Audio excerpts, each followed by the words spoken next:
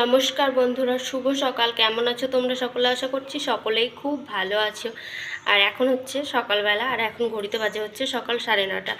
তো এখন আজ কোনো ব্লগ নয়, আজ তোমাদের সঙ্গে একটা রান্নার রেসিপি শেয়ার করব। তো আজকের রান্নার রেসিপিটা হচ্ছে পটলের দোরমা। তো চলো তোমাদের সঙ্গে সেটাই শেয়ার করব, আমি কিভাবে পটলের দোরমা বানাই ঘরোয়া পদ্ধতিতে। তো চলো শুরু করি। তো পটলগুলো গোটা গোটাই রাখবো, মানে ছুলে নেব শুধু, আর দুই পাশ চিড়ে নেব। তো তারপর আমি পটলগুলোকে ভালো করে ধুয়ে নিচ্ছি।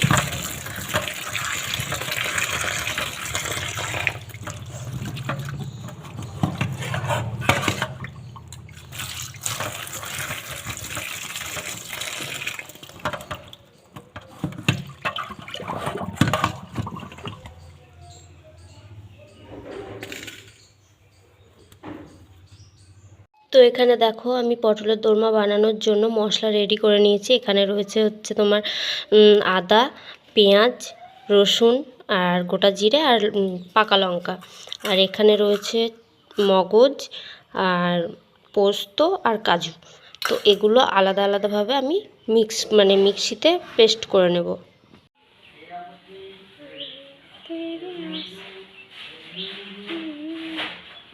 তো মিক্সিতে মশলাগুলো আলাদা আলাদাভাবে পেস্ট করে নিয়েছি।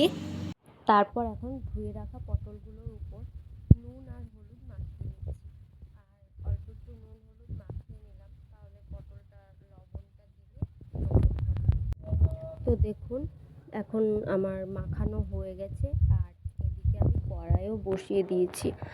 তো প্রথমেই কড়াইয়ের মধ্যে সর্ষের তেল দিয়ে দিচ্ছি।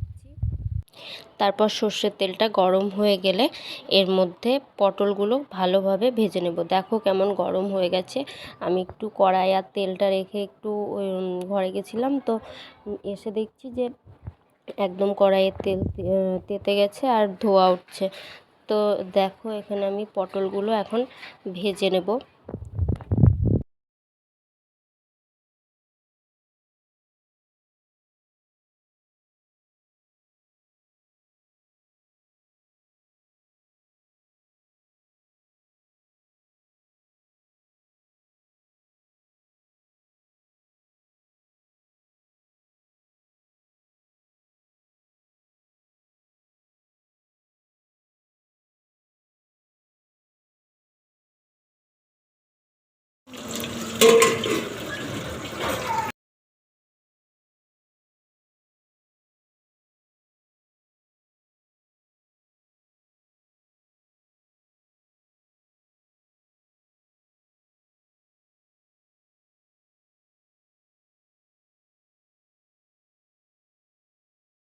তো এখন পটলগুলো ভেজে তুলে নিয়েছি হালকা হালকা লাল করে। তারপর পটল ভাজার তেলে শুকনো লঙ্কা আর গোটা জিরে আর তেজপাতা ফোড়ন দিয়ে আমি যে মশলাটা করে রেখেছিলাম সেগুলো দিয়ে দেবো। আর একটু স্বাদের জন্য চিনি দেবো। আমি ফোড়নের সময় একটু চিনি দিই, কেননা ফোড়নের সময় যদি তেলের মধ্যে একটু চিনি দেওয়া যায় তাহলে কালার এবং টেস্ট দুটোই বাড়ে। তো দেখো, আমি এখন যে মশলাটা করে রেখেছিলাম সেই মশলাটা কিন্তু কড়াইয়ের মধ্যে দিয়ে দিচ্ছি। তো এখন ভালোভাবে মশলাটা কষিয়ে নেব।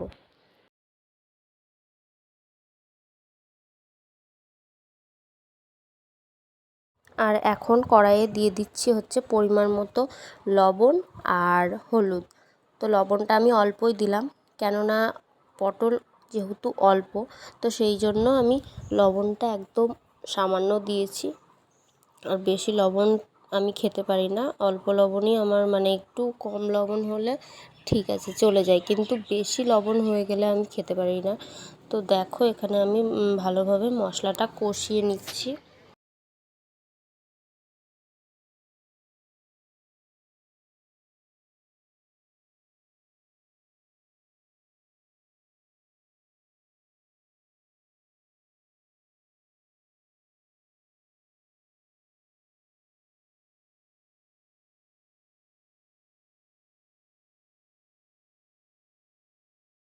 মশলা কষানোর পর যে কাজু আর মগজ আর তোর পোস্ত বেটে রেখেছিলাম সেটা কিন্তু আমি এখন দিয়ে দিচ্ছি। এটা দেওয়ার পর আবার কিন্তু একটু আমি কষিয়ে নেব।